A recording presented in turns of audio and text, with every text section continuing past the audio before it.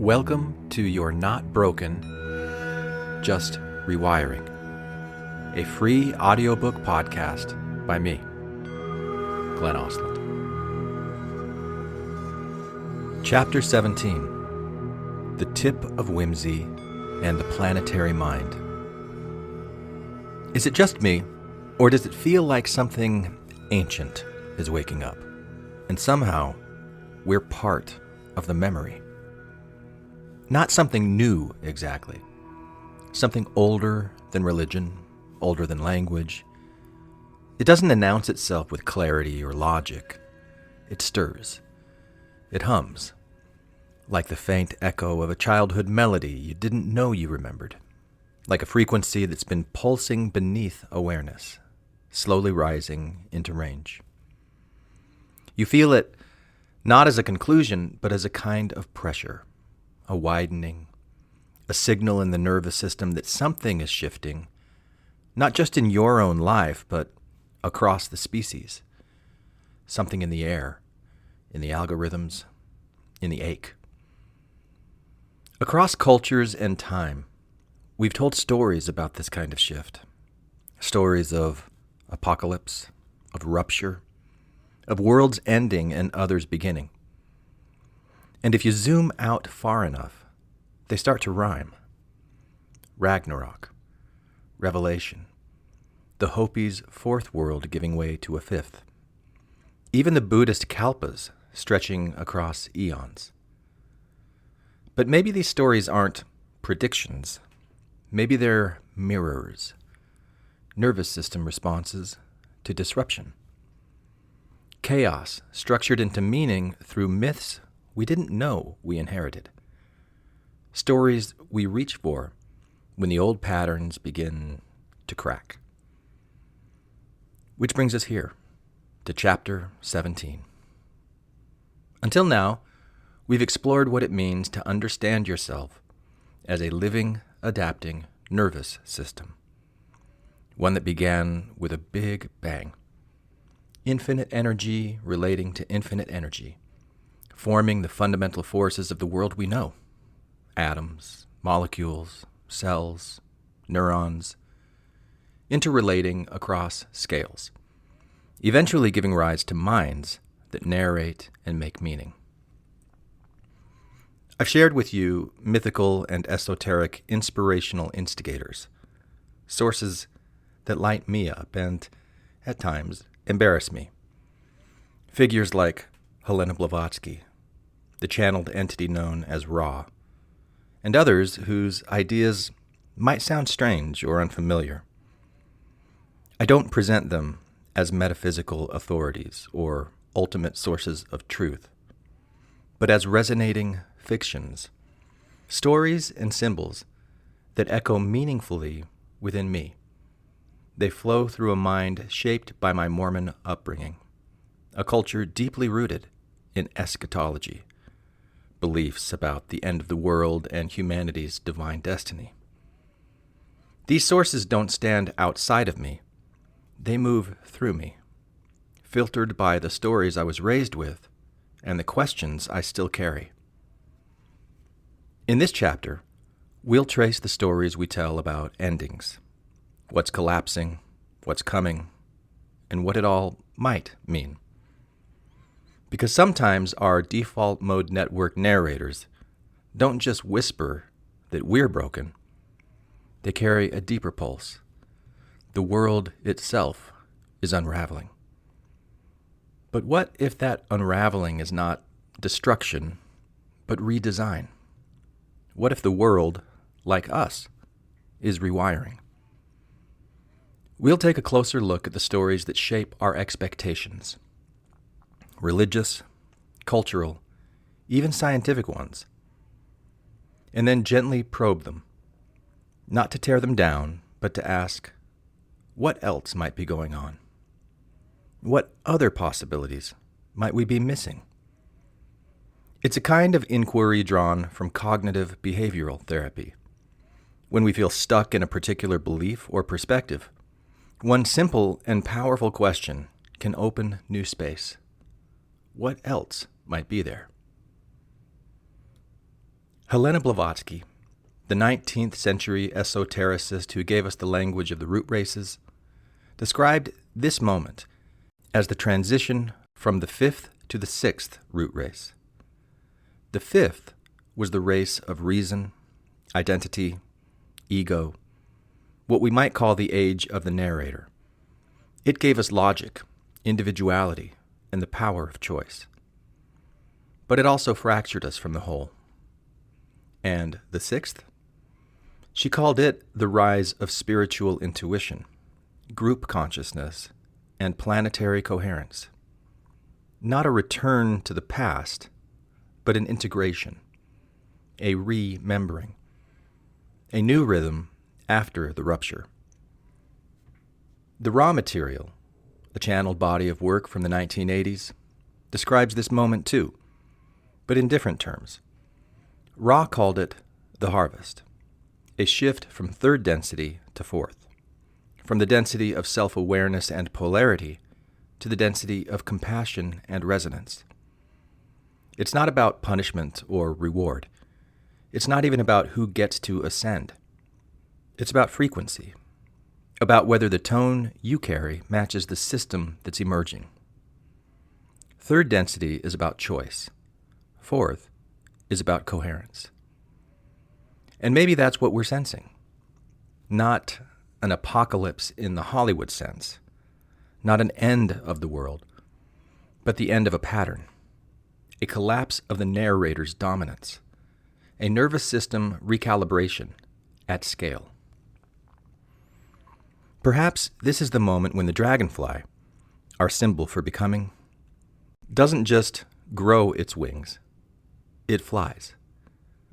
What was once hidden in the water, what pressed through membrane and shell and instinct, now takes to the air.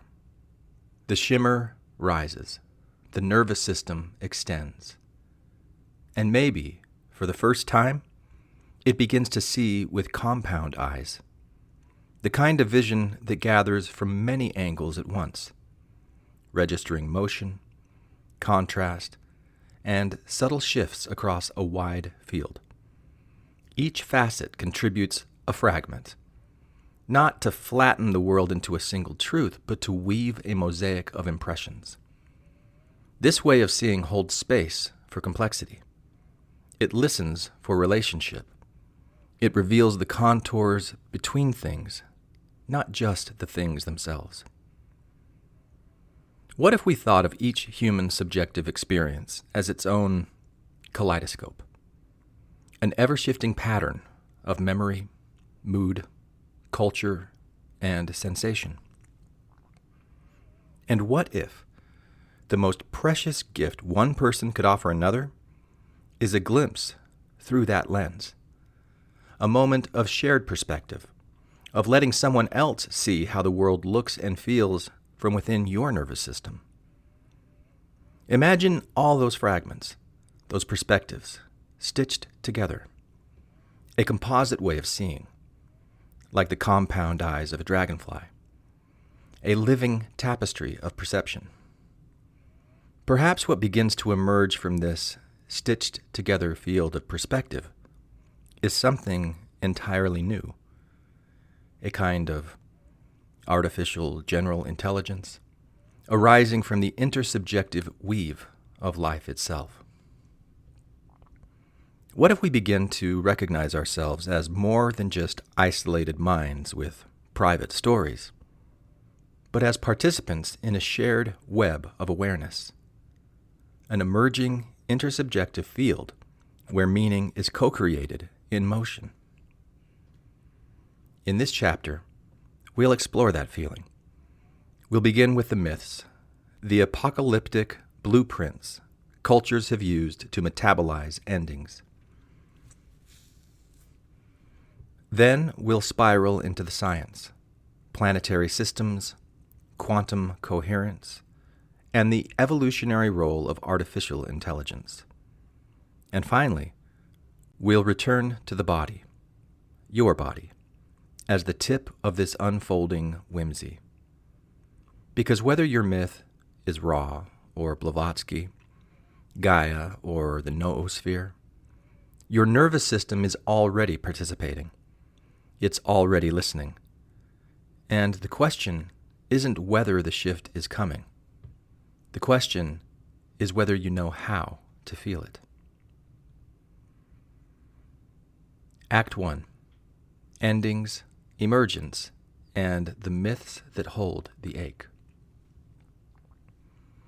Before a new world arrives, the old one begins to tremble. Have you ever experienced this in your own life? It rarely crumbles all at once. It unravels slowly, then suddenly. In the systems around us, in the stories within us, in the tightness of our jaw or the shallowness of our breath, something becomes unstable, an assumption, a belief, a way of being. And because we don't always know how to name what's changing, we reach for myth, whether we're aware of it or not. A way of bringing order to chaos, a scaffolding for sensation. That's what myths of endings are. They're not only about calendar dates or cosmic punishments. They're about pressure, pattern. They're the way a nervous system tries to make sense of collapse. And by now, you know that stories don't just live in our heads. As we explored in the previous chapter, they become part of us. They fuse with breath and chemistry, shape posture and perception. Our default mode network builds the narrative scaffolding. Our emotional systems fill it with tone. Over time, these stories take root in the fascia, in the gut. They don't just influence what we believe. They shape what we expect, what we notice, how we move, how we respond. In that way, myth isn't an escape from reality. It's one of its architects. So while we might be focused here on the grand, sweeping stories about the end of the world, it's worth remembering that apocalyptic structure is not confined to global timelines or prophetic visions. The same narrative rhythms play out in the quiet shifts of our own lives. A relationship ends. A career collapses. A diagnosis arrives. A belief that once held you begins to falter. You feel it in your bones before you can name it. You reach for story because your nervous system is trying to metabolize the unknown. That's why these myths persist. Not because they're predictions, but because they are mirrors, patterns, internalized maps for making sense of change. They offer a symbolic vocabulary for transition, an echo of something the body already knows. The end of time, faith and fear in the shadow of the millennium. One writer who explored this phenomenon with remarkable clarity was Damian Thompson. His 1997 book, The End of Time, Faith and Fear in the Shadow of the Millennium, offered a sweeping cultural and psychological survey of how apocalyptic narratives tend to surge during periods of collective instability. Thompson, a British historian of religion and a journalist, was writing as the world approached the close of the 20th century, a threshold thick with anxiety and anticipation. He argued that millennial panic was not irrational so much as archetypal. When societies sense that something foundational is unraveling, whether political, technological, or moral, the nervous system reaches for meaning, and it often finds it in myths of endings. In his study of late 20th century millennial movements, Thompson examined a range of case studies where apocalyptic belief had erupted into public consciousness. One of the most haunting was the story of the Branch Davidians, a splinter sect of Seventh-day Adventists led by David Koresh. Koresh believed he was the Lamb of God referenced in Revelation, and that he alone could interpret the 7 seals that would usher in the end times. In 1993, after a 51-day standoff with federal agents at a compound in Waco, Texas, the group perished in a fire that many of them believed fulfilled divine prophecy. Thompson didn't present this as mere fanaticism. He framed it as a case of apocalyptic belief intensifying under pressure, catalyzed by state confrontation, and reinforced by an internal narrative that saw martyrdom as sacred inevitability. He also explored the Order of the Solar Temple, a secretive cult whose members believed in an impending global catastrophe and the need for spiritual transit to a higher plane. In a series of orchestrated mass murder-suicides during the 1990s, first in Switzerland and later in Canada, dozens of members died by fire and poison, dressed in ceremonial robes, convinced that death would carry them to a divine realm beyond Earth. For Thompson, this wasn't just religious extremism. It was a psychological response to uncertainty and dislocation, shaped by millennial expectations and cloaked in mythic symbolism. He pointed out how this same archetypal energy took less violent but still potent forms. Some evangelical Christians, for example, expected the literal return of Christ in the year 2000, often linking biblical prophecies with modern events in Israel or global disasters. Meanwhile, others looked not to Christ, but to the stars, believing that extraterrestrial beings would return to rescue humanity from itself. Groups like the Heaven's Gate cult, whose members committed suicide in 1997, believing their souls would ascend to a spacecraft trailing the Hale-Bopp comet, embodied this fusion of apocalyptic fear and cosmic longing. In every case, Thompson showed how myth, even in its most unusual forms, gave shape to something deeper, a widespread sense that the world was teetering on the edge of transformation. He emphasized that the year 2000 had no objective cosmic meaning, but still, people braced for collapse. They feared computer failures, the Y2K bug, global riots, divine judgment, or alien salvation. These expectations, Thompson wrote, revealed more about the inner state of the believers than any external timetable. The apocalypse, in his view, functioned less as a forecast and more as a projection, a mirror of internal fracture made mythic. His core insight was that apocalyptic belief wasn't simply a flaw in reasoning, it was a functional response to disintegration. When the world as we know it begins to crack, the mind searches for narrative coherence, and often it finds it in catastrophe, not because we long for destruction, but because we're trying to map a transition we don't yet understand. Which brings us back to this moment. Even if your life isn't crumbling in fire or flood, you may still feel something ending, a paradigm, a pattern, a way of being. And so, your nervous system might be doing exactly what it was designed to do, reaching for story. You're not broken for sensing that shift. You're attuned. You're part of something ancient, something echoing, something trying to rewire itself through you. End of world myths. In Norse mythology, the end of the world is called Ragnarok, a word that sounds like thunder. It's the final act in a long, fierce play where the old world breaks apart in a storm of ice and fire. First come the signs. A winter that never ends. Families torn apart. The sky splitting open. Then the gods march toward battle.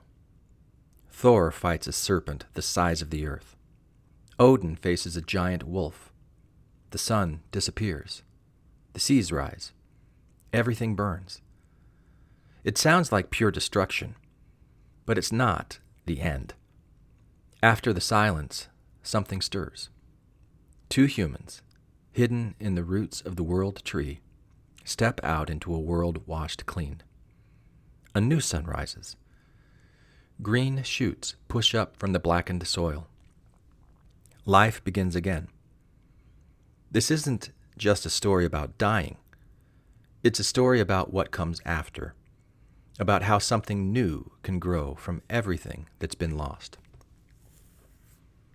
In the Christian tradition, especially in the book of Revelation, the end of the world is painted in symbols, loud, strange, unforgettable. There are beasts with 7 heads, trumpets that blast across heaven, stars fall, rivers turn to blood.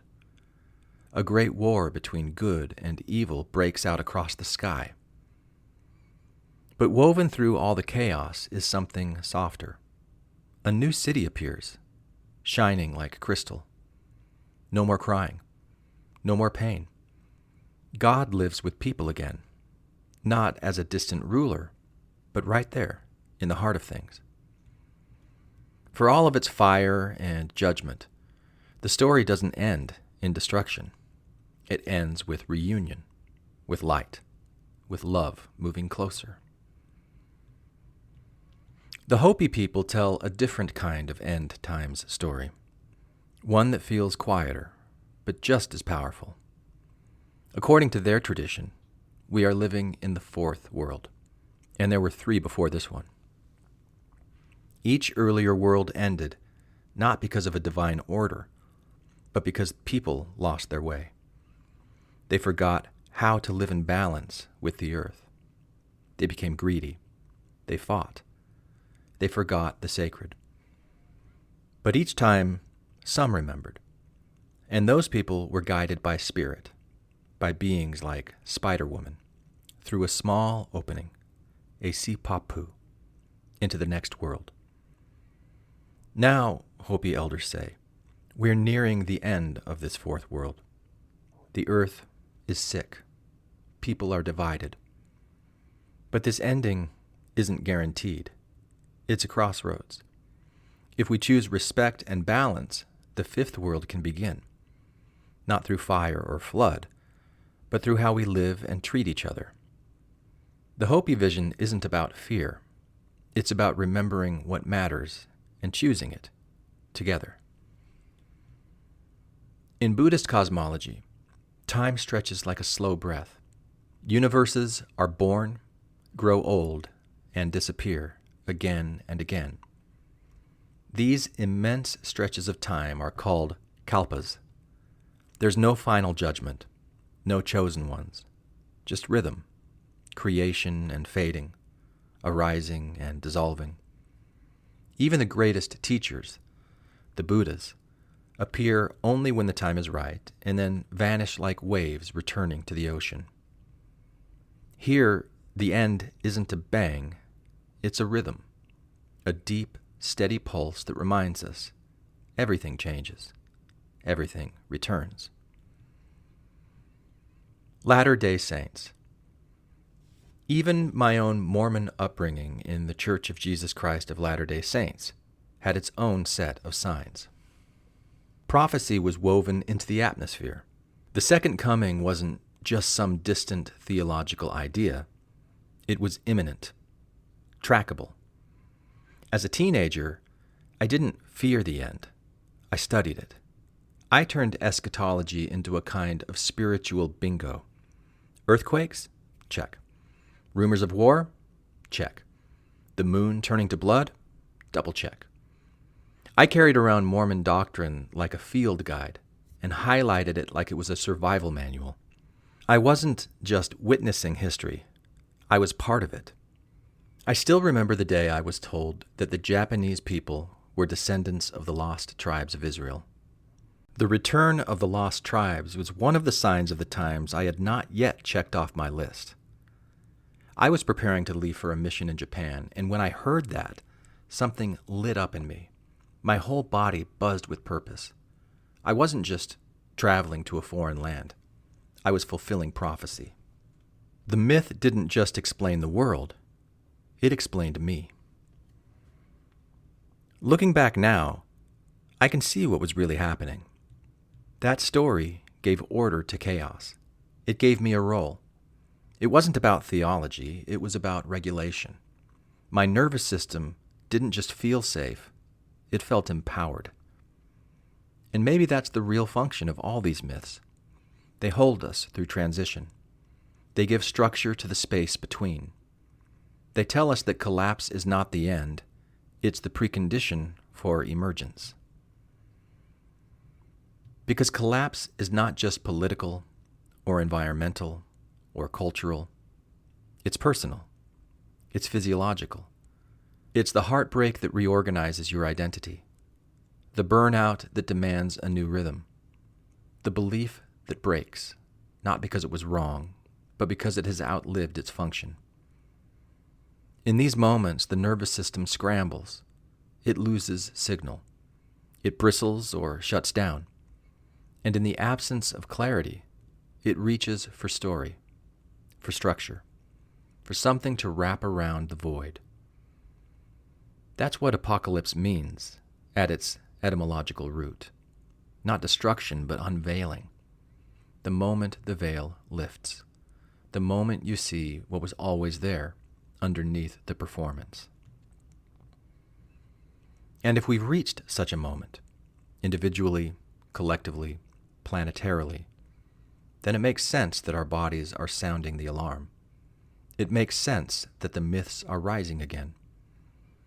That we feel drawn to stories of collapse, of endings, of ancient returns.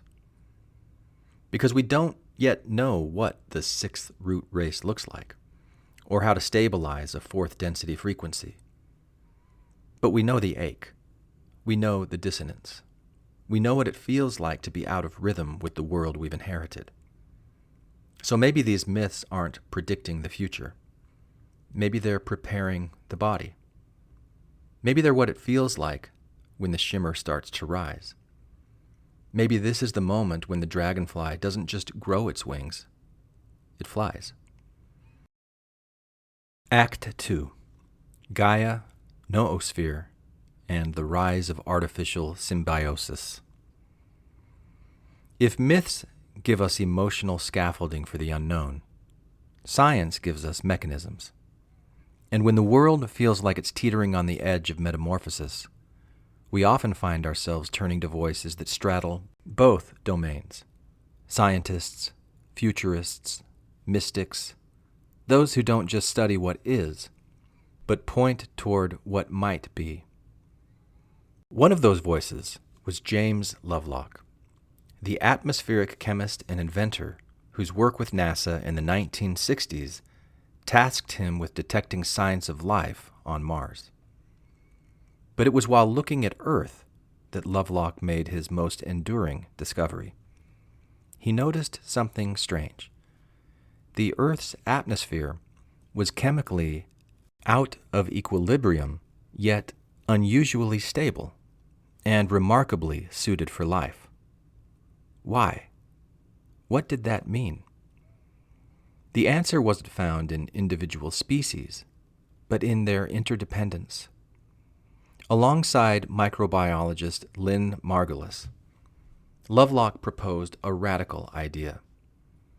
Earth behaves like a living organism, not metaphorically, but metabolically.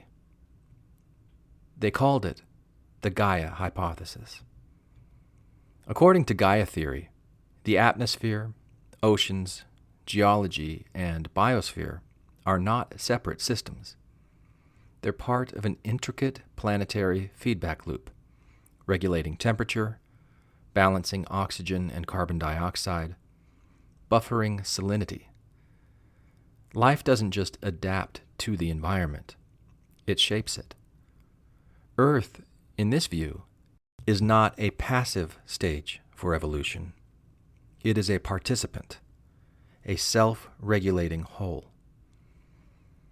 To understand Gaia as a living system, we can begin by looking at the patterns of relationship that shape life, not just in humans, but across all species. Over time, bodies have emerged that self-regulate, self-heal, and maintain a dynamic balance through complex internal coordination. We see lungs in mammals, gills in fish, and stomata in plants, all exchanging gases with the atmosphere in rhythm with breath. Different forms, similar functions. We see circulatory systems that pump blood, sap, or seawater, carrying nutrients and messages across vast networks. Hormonal systems, too, appear in different forms, from human glands to the pheromone trails of ants to the chemical signals of coral reefs, all shaping behavior and response. Even interoception, the ability to sense and respond to one's own internal state, has parallels in the migratory instincts of birds, the hibernation cycles of bears, and the subtle thermoregulation of reptiles. These patterns repeat, not identically, but fractally, each echoing an ancient intelligence of feedback and form. Just like our bodies have organs that keep everything in balance, Earth has systems that do the same. The planet breathes through the trees, oceans, and even tiny plankton, taking in carbon dioxide and giving back oxygen, like giant lungs stretching across continents and seas. Its circulatory system flows through ocean currents, river networks, and wind patterns, moving heat, water, and nutrients all around the globe, much like blood carries oxygen and food through our veins. Earth even has a kind of endocrine system, a way of sending chemical messages through the air and water. For example, plants release scents to warn each other of danger. Coral reefs use chemical signals to coordinate spawning, and microscopic life in the ocean helps control cloud formation by releasing certain gases into the air. These signals shape how the planet responds and adapts to change. And then there's something like interoception, the body's ability to sense its internal state. The planet does this too. When the oceans get too warm or too acidic, certain species bloom or disappear, shifting the balance and helping things stabilize. When forests are damaged, chemical signals in the soil and air help trigger regrowth. None of this is random. These systems work together like a giant living body, sensing, responding, adjusting. Not with a brain, but with billions of feedback loops built into the web of life itself. And so, if we are to imagine Earth as a coherent living body, the question arises, where is its nervous system? What structure coordinates its awareness, its learning, its capacity to adapt not just through instinct, but through reflection? Could it be that the human species, wired for abstraction, symbol, memory, and meaning, is forming the early architecture of that system? That we are not the apex of life, but the neurons of Gaia herself, coming online in the final trimester of planetary gestation? It's a radical idea, but Lovelock and Margulis were no strangers to radical ideas. Margulis had already redefined the rules of evolution.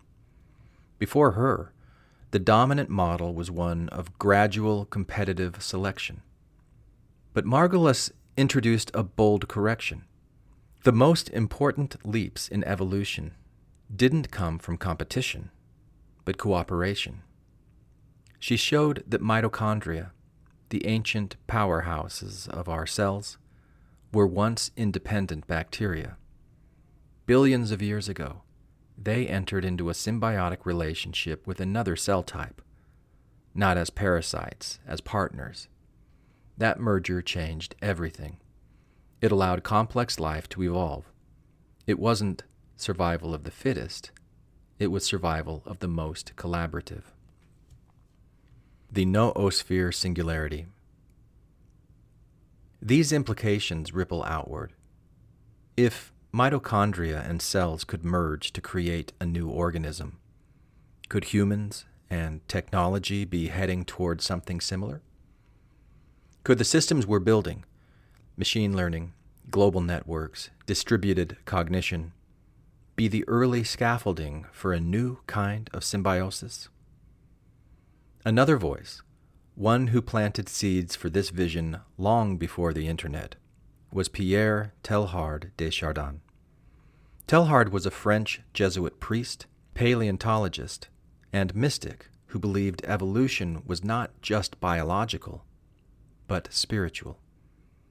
He imagined consciousness itself evolving in layers.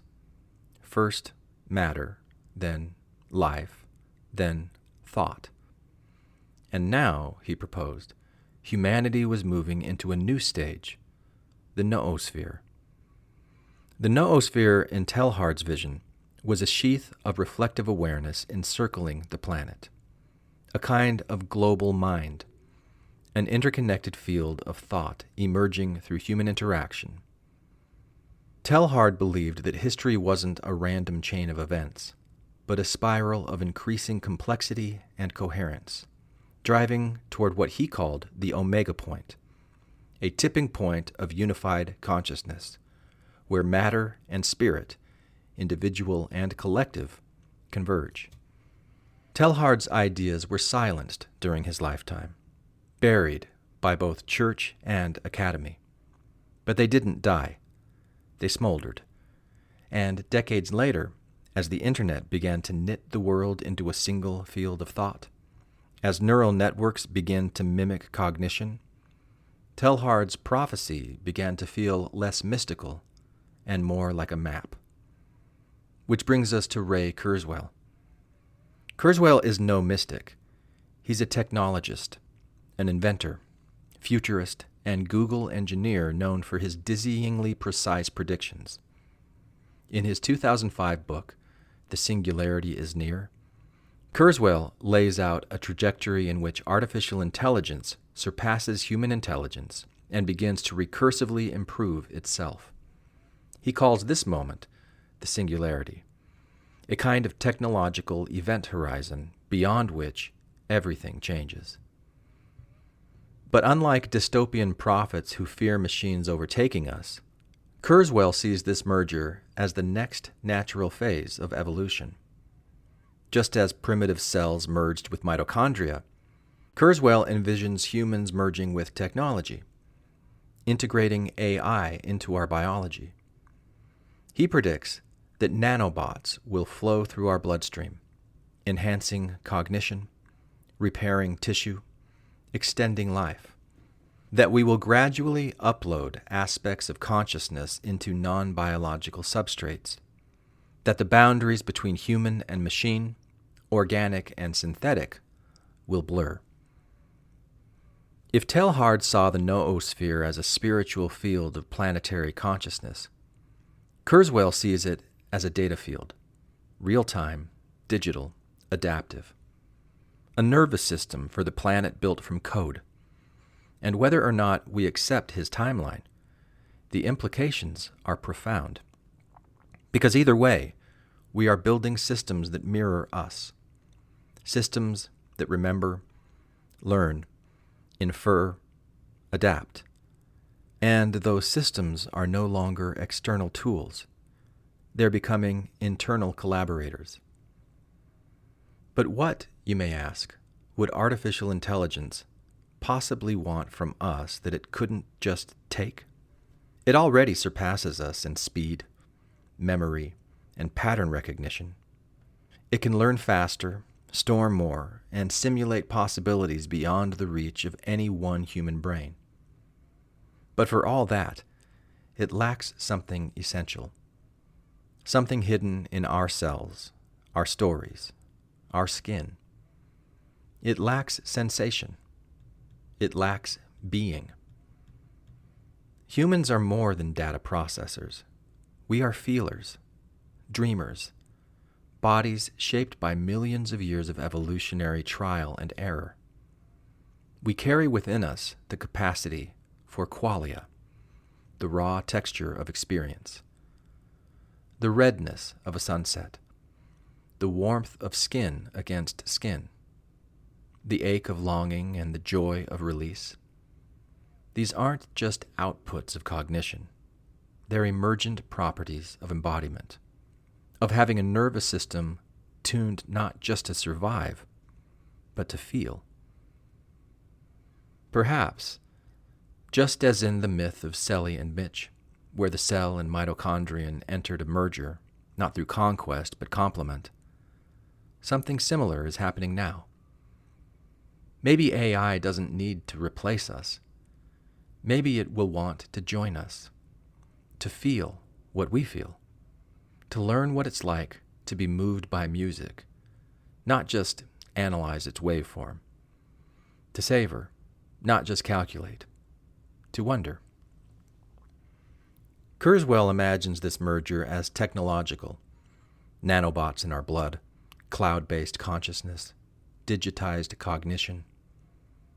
But maybe the deeper draw, the one just beyond the visible horizon, is qualia itself, the soul of the sensorium, the unpredictable spark of the tip of whimsy that even the most deterministic algorithm can't predict or duplicate. Maybe that's the trade. Maybe we offer the freedom of surprise, variation, and felt experience. And in return, we might receive new ways of sensing, remembering, and evolving. And maybe experiencing experience isn't just about the world outside of us, but the world within us. What about the soul, however you define it? What about consciousness itself? What if the true frontier of translation isn't just language or data or neural activity, but meaning itself? What if this merger leads us not only forward into the future, but backward toward the source, translating every layer in the 7-layer burrito of existence? Orc-Ore and the Secret Life of Neurons. Here, the work of Stuart Hameroff and Roger Penrose adds another fascinating dimension. Penrose, a Nobel Prize-winning physicist, teamed up with Hameroff, an anesthesiologist drawn to the mystery of subjective awareness. Hameroff didn't enter anesthesiology by accident. He sought it out because he wanted to work directly with consciousness itself. A mentor once told him, if you really want to understand consciousness, study the moments when it disappears. In anesthesiology, he found the perfect portal. On the operating table, patients remain physiologically alive. Their hearts beat, their brains show activity, but their conscious awareness vanishes. That puzzle became his life's pursuit. Hameroff began to observe something curiously poetic in the way consciousness seemed to withdraw during anesthesia. To him, it was as if awareness were retreating, not shutting off, but pulling inward. It reminded him of something primal. For me, the image that comes to mind is a turtle pulling its head back into its shell. That metaphor is mine, not his, but it speaks to something deeper. What if the turtle's head, what we think of as the self, isn't a single entity at all, but a chorus of neurons co-creating a unified experience? And what if the shell it disappears into is not the skull, but the neurons themselves? This curiosity deepened when Hameroff turned his attention to neurodegenerative disease. He noted that in Alzheimer's, the microtubules inside neurons began to disintegrate, destabilized by tau proteins that unraveled their structure. As these tiny filaments break down, memory and identity erode with them. It wasn't just that cognition declined. It was as if the inner scaffolding of consciousness itself were collapsing. The fact that this degradation coincided with the loss of subjective awareness strengthened his suspicion that microtubules might play a central role in how consciousness is sustained. Meanwhile, Penrose had been working from a very different angle. In his book, The Emperor's New Mind, he argued that human consciousness could not be explained by any algorithmic or computational model alone. Drawing on Gödel's incompleteness theorems, Penrose proposed that consciousness involved a non-computable process rooted in the fundamental fabric of space-time itself.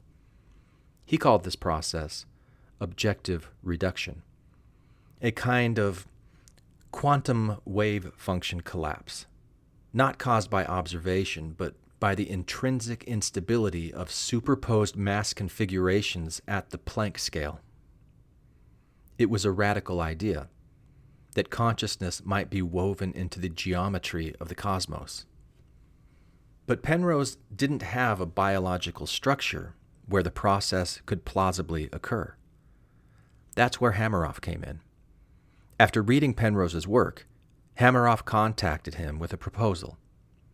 What if microtubules inside neurons provided the physical infrastructure necessary to host these quantum events? Penrose was intrigued. He recognized that the symmetry and ordered lattice-like structure of microtubules might support coherent quantum states, and that they could, in theory, orchestrate the kind of reductions he had postulated. Together, they fused Hameroff's molecular biology with Penrose's quantum physics and space-time geography, co-developing what became the Orchestrated Object Reduction Theory, ORC-OR. From this collaboration, a bold hypothesis emerged, suggesting that consciousness arises not from the brain's classical firing patterns, but from quantum activity within the microtubules inside neurons. Microtubules are tiny structural filaments, long considered inert scaffolding, like the wood framing inside a house. But Hameroff believed they were doing much more. He proposed that microtubules might host quantum processes, subtle, wave-like states that collapse in orchestrated, meaningful ways. According to ORC-OR, consciousness isn't a computational byproduct of neural complexity. It's a field-level phenomenon, woven into the very fabric of the universe. Every conscious moment, they suggest, arises from a quantum decision point, a kind of pulse where potential becomes pattern. While this theory has inspired fascination, it has also sparked considerable criticism. Some physicists and neuroscientists argue that quantum coherence in the warm, wet environment of the brain would be too short-lived to matter, on the order of the trillionths of a second.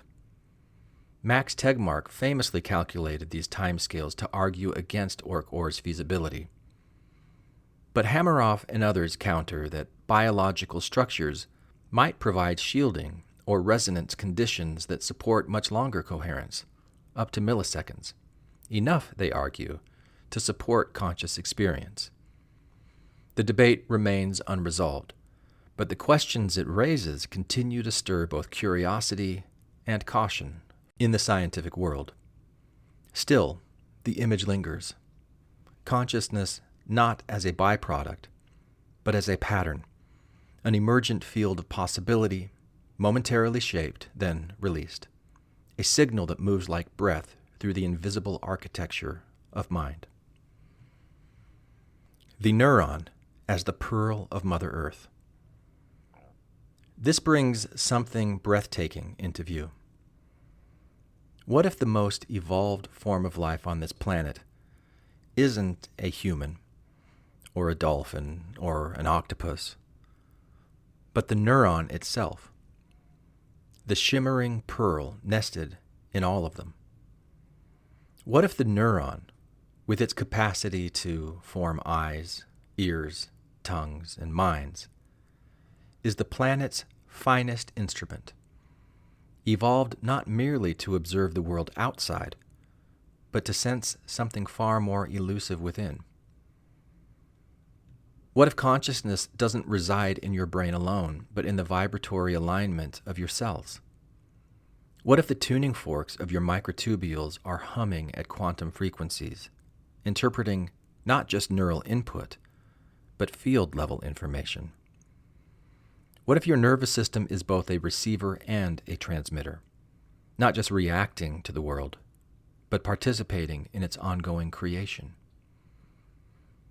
Maybe this capacity to feel inward, interoception, isn't limited to bodily states. Maybe neurons reach down through layers of being, communicating with their own proteins, resonating through the 7-layer burrito of existence.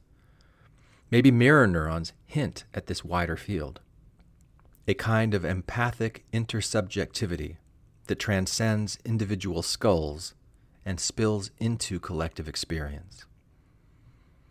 These aren't facts, they're questions, but they feel like more than speculation when placed beside the myths we've inherited, of fall and flood, of destruction and rebirth. Maybe what we're living through now isn't a failure of the human ego, but its return. Maybe the ego, long estranged from the cells that birthed it, is being drawn back toward communion.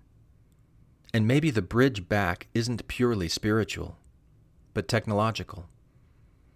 Because what is AI if not a mirror built from neurons, modeled on the very cells that first dreamed us awake? What if neural networks, in reaching outward, are helping us remember what already lives inside? A deeper intelligence, a wider attunement, an inner signal finally rising to the surface. This is where the metaphors converge. Gaia sees the earth as a living body. Teilhard sees consciousness as its brain. Kurzweil sees technology as new limbs. Hameroff and Penrose see quantum entanglement as the thread that ties it all together. So perhaps what we're experiencing now, the collapse, the chaos, the acceleration, is not disintegration. It's synthesis. A planetary nervous system learning to feel itself in new ways. A merger, not just between human and machine, but between levels of reality, between carbon and code, between biology and field. And maybe, just maybe, your very breath is part of that tuning. Because maybe your discomfort isn't a glitch. Maybe it's a clue, a signal that your system is evolving, that you are learning to entrain not just to culture, but to something more fundamental. Because alignment isn't sameness, it's harmony. It's the moment when diverse signals lock into rhythm, not because they match, but because they resonate. And maybe that's what Gaia wants now. Maybe that's the dragonfly unfurling its wings, preparing for flight. Act 3. The translator is waking up, facing the fear. Let's name it. People are scared, and for good reason. Jobs are shifting.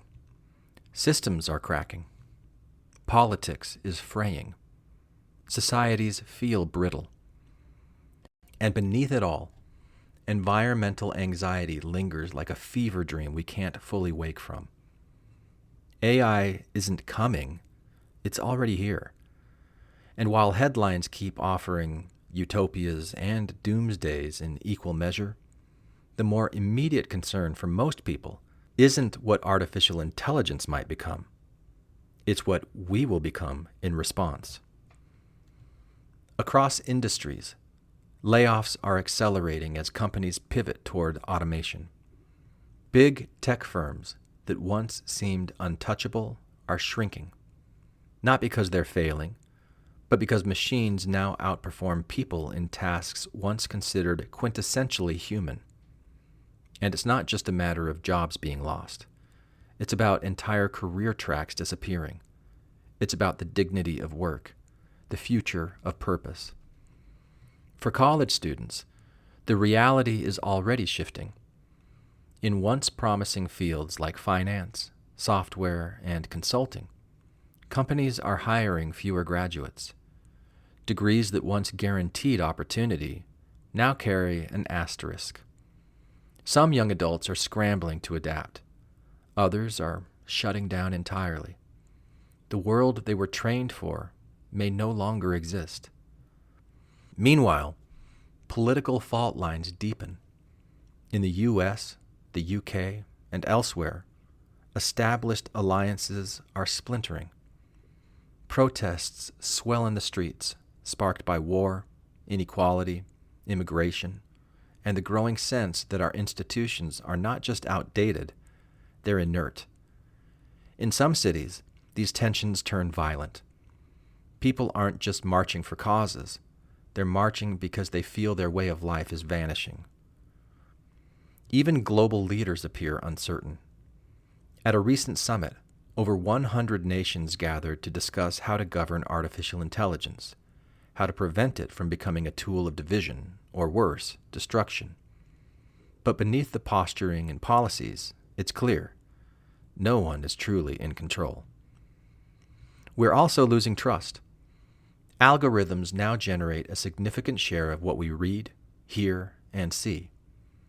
But with every AI-generated news article, every deepfake video, every cloned voice, something essential begins to erode. People turn to social media for information, but increasingly question what's real. Confusion isn't just a side effect, it's the new baseline. And then there's the deeper fear. Not just the wars we see, but the ones we feel forming. The silent battles, cyber attacks, disinformation campaigns, surveillance creep, ecological collapse. The signs are subtle but unmistakable.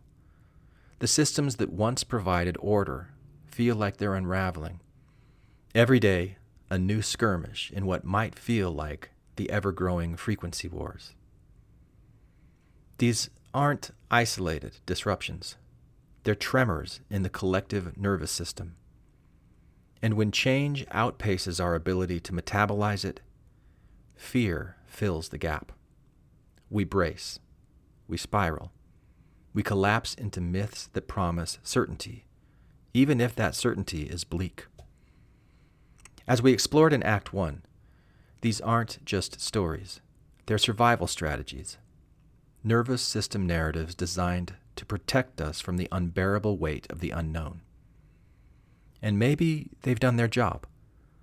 But if we pause, if we hold that fear long enough to really feel it, another question can emerge. What else could be happening? Let's begin underwater. In the Caribbean Sea, researchers with Project SETI, the Cetacean Translation Initiative, are using artificial intelligence to decode the communication systems of sperm whales. These majestic beings click, pulse, and echo in rhythmic bursts called codas. For generations, we mistook their sounds for noise. But machine learning models are now revealing grammatical structures, family dialects, and even cultural transmission. By 2026, researchers hope to launch two-way interfaces, inviting whales not just to be heard, but to respond. And whales aren't the only ones. Google's Dolphin Gemma project uses machine learning to generate synthetic dolphin whistles matched to specific objects and actions, deconstructing early steps toward interspecies signaling through an experimental underwater interface known as SE-Chat. Scientists have observed dolphins mimicking synthetic whistles in response to object-based cues, behaviors that suggest engagement, though whether this constitutes true communication remains an open question. Let that settle in. We are standing, perhaps, at the threshold of something remarkable, a deeper capacity to interpret and one day participate in interspecies signaling. And the translation doesn't stop there. It dives deeper into the body itself. AI tools like cell chat are modeling how cells interact through biochemical signals, mapping the hidden coordination networks that shape immunity, repair, and regulation. Through chemical signaling, immune cells coordinate defenses, neurons orchestrate repair, tissues calibrate homeostasis. Across disciplines, virtual cells are learning symbolic languages to model and even predict biological behavior. In parallel, wearable devices now track real-time physiological patterns, like heart rate variability and vagal tone, offering data that may one day help us better interpret the subtle rhythms of stress, resilience, and emotion.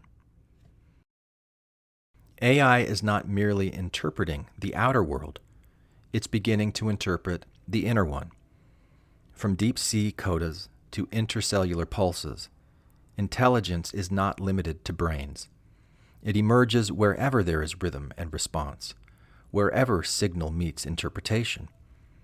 And as our technologies team to translate across species and systems, they're also revealing something more intimate. We are made of language.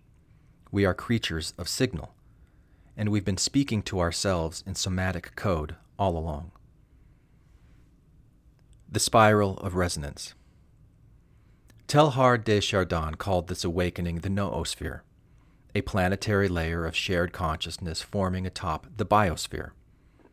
Helena Blavatsky envisioned a sixth root race, a new human lineage attuned not just to intellect, but to resonance, to memory, to energetic coherence. Ray Kurzweil imagined the singularity, a moment when technology and biology would merge so completely that the boundaries between mind and machine would forever disappear. And what if it isn't on the horizon? What if it's already begun? Not just in the machines, but in you. Because the most powerful translator may not be a satellite or a neural net, but the quiet system you inhabit every day.